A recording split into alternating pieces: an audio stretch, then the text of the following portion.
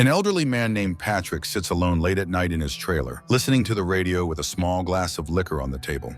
A romantic song plays, and as he hears it, he recalls a young woman peering into his car through streams of rainwater.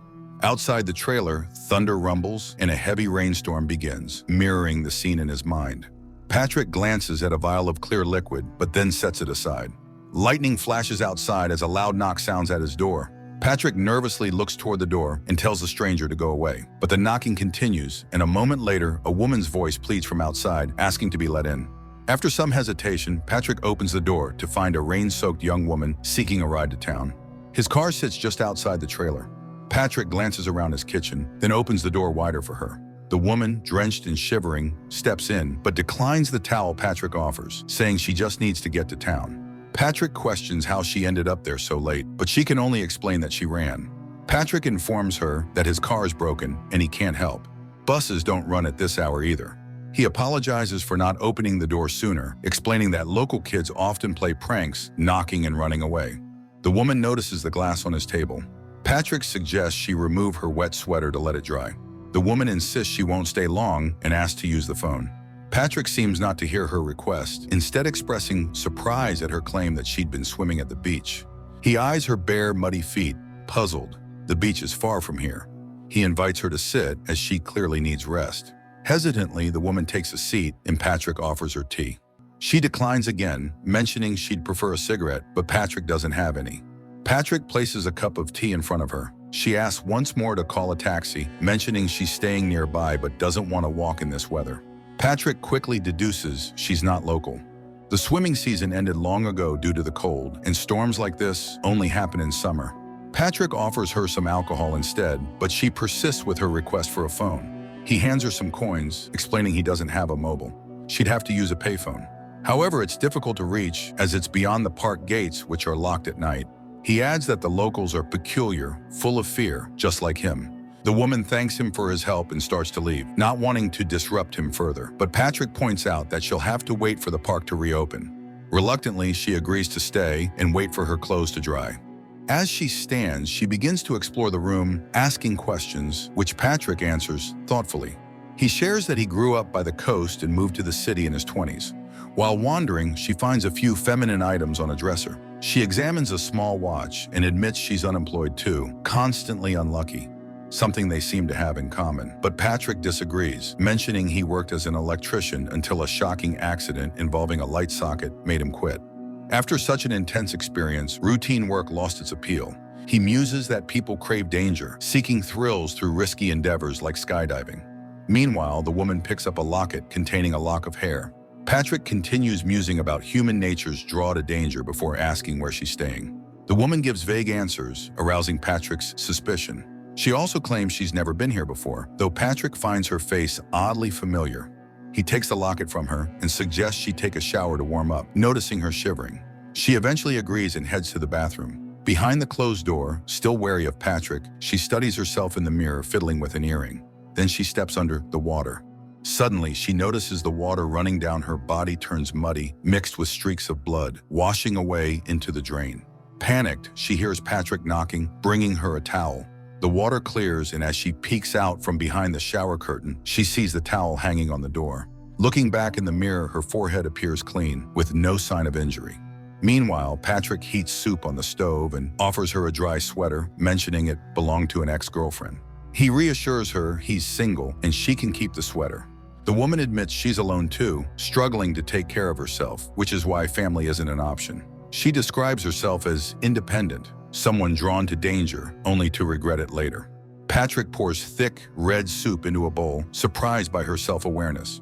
Most women, he says, blame others for their mistakes. She suddenly laments agreeing to stay late at work to lock the gates. This statement alarms Patrick, especially when he notices her earring. She moves to the couch with the soup while he rinses the pot, but she doesn't touch the soup. Instead, she asks about Patrick's nighttime activities. He admits he suffers from insomnia. Aging, he says, brings restless nights filled with nightmares, unlike childhood, where even after scary cartoons, sleep came easily. He washes the pot, watching the water turn red and thick, like blood. Patrick reflects on how nightmares blur with reality, filling the mind with fear, making one wish to vanish or return to innocent dreams. Lightning flashes outside again, and the woman suddenly questions how she got in if the park gates were locked. Patrick is curious to know as well. Suddenly, there's another knock at the door, and Patrick asks the woman who might have known she was coming to him. The woman looks puzzled, insisting she didn't tell anyone. Patrick opens the door, but no one is there. Rain pours, the wind howls, and thunder crashes. He explains that the kids from the trailer park enjoy teasing him, knocking and running away. He steps back to the sink while the woman watches the door, thinking she saw him lock it earlier. Meanwhile, Patrick discreetly pulls out a vial of some substance and stares at it. The woman notices his boots by the couch and pours her soup into them. Suddenly, the power goes out, plunging the trailer into darkness. Patrick lights a flashlight and scans the ceiling, where it seems someone might be walking above. He speculates that a tree might have fallen on the power lines, meaning she'll have to stay longer. He'd check outside, but he's reluctant to wear the soup-filled boots. The woman feels awkward, admitting she let her imagination run wild with scary thoughts and now feels embarrassed. Patrick reassures her, emphasizing she's free to leave anytime. Patrick heads to check the circuit breakers, and the woman follows, using the flashlight to illuminate the way. Patrick opens the relay box, sharing a childhood story about being terrified of his father during a power outage. The woman glances down at a toolbox and suddenly notices blood on a hammer, but when she shines the light directly on it, the hammer appears dry and clean. Then she sees bleeding scratches on Patrick's back and offers to fetch first aid supplies to treat them. In the bathroom, she rummages through the cabinet and finds a vial containing her other earring amidst women's accessories. Terrified, she tries to put the earring back, but accidentally drops it down the drain. She senses someone lying behind the shower curtain. With a rush of fear, she pulls it back, only to find an empty tub. Meanwhile, Patrick drifts into another memory of the rain-drenched car. The woman returns from the bathroom, declaring she's leaving. Patrick tries to dissuade her, suggesting she wait out the storm and inviting her to play cards. He admits he only knows one game. I doubt it. The woman, however, demands to know why he has her earring. Patrick, offended, accuses her of snooping where she shouldn't. The woman insists she was trying to make sense of what's happening and now firmly states she's leaving. She asks for the key, wanting to go home. Patrick, perplexed, asks what scared her so much. What did he do wrong? He let her in, gave her warmth, and offered her drinks, yet she's repaying him with accusations. He laments that women always do this, bursting into his life only to tear it apart. What's she even doing here? The woman starts yelling, demanding the key, but Patrick calmly tells her the door isn't locked. She tries the door and finds it indeed unlocked. Embarrassed by her baseless outburst, she decides to stay.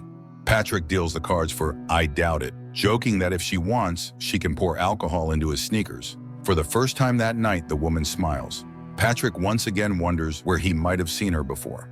The woman speculates that as people age, all the women they've known start to look alike. Similar in their struggles, all running from something. As they play, Patrick shares humorous stories about his neighbors who live near the park's entrance. In turn, she admits she's been hiding from reality and her own flaws. She confesses she was drinking at a bar before the storm. Patrick recalls she mentioned the beach, but in the spirit of the game says he doesn't believe her. He then admits he lied about the sweater.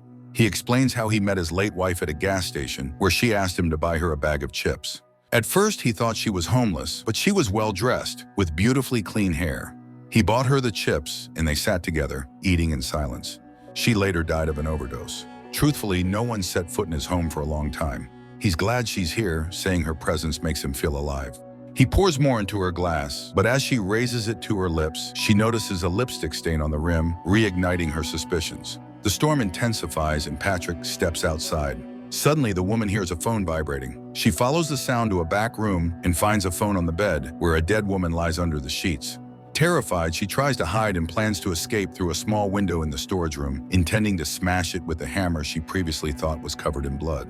But when she picks up the hammer, it appears bloody again. Realizing her only way out is through the door, she steps out of the storage room and runs straight into Patrick, who captures and ties her up.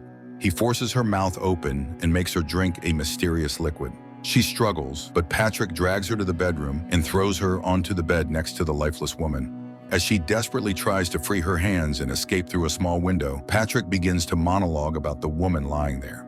She had asked for chips and willingly got into his car. And the current woman? What did she expect, showing up at a stranger's home in the middle of the night? Fate, he says, has nothing to do with it. It's all about choices. The woman feels herself losing consciousness. Patrick admits he gave her a banned substance, one that will soon kill her. He recounts the story of the first woman he killed, who approached him during a storm on the beach, asking for a ride. He vividly remembers the tattoo on her ribs, even though he's long forgotten her face. Today, he says, he's been lucky. 2 kills in one night. No one will ever know. Sin, he continues, is just a myth. There is no God, only a conscience that can be ignored. As the woman passes out, Patrick covers her face and waits for her to die, once again recalling the stormy beach scene. Suddenly, he notices a tattoo on her chest and realizes, with mounting horror, that she's the same woman he killed years ago. Plunged into a nightmare, Patrick is confronted by all the women he's murdered. They fill his house, drinking, bathing, and laughing at him. He's abruptly enveloped in darkness, where he hears the terrifying sound of his father's ventilator, a noise that haunted him as a child. Emerging from the darkness, drenched in blood and despair, he is surrounded by his victims as the sound of police knocking at the door grows louder. His most recent victim steps out of the shadows, forcing him to pour the contents of the vial into a bottle and drink it. The other women cheer him on, driving him to madness. Suddenly, it all ends. Patrick opens his eyes to find there was no storm, no woman. Everything had been a hallucination. The door knocks again, and when he opens it, he sees kids running away. He pulls an empty vial from his pocket and laughs, realizing he drank the solution in his delirium. Returning inside, he locks the door. Moments later, a thud is heard, the sound of his body hitting the floor. This film will appeal to those who appreciate a slow, deliberate pace, a willingness to listen, and the readiness to piece together what remains unsaid. Frequent close-ups of the characters' faces invite viewers to look deeper beyond the surface, revealing a chilling truth: there is no fate, only actions.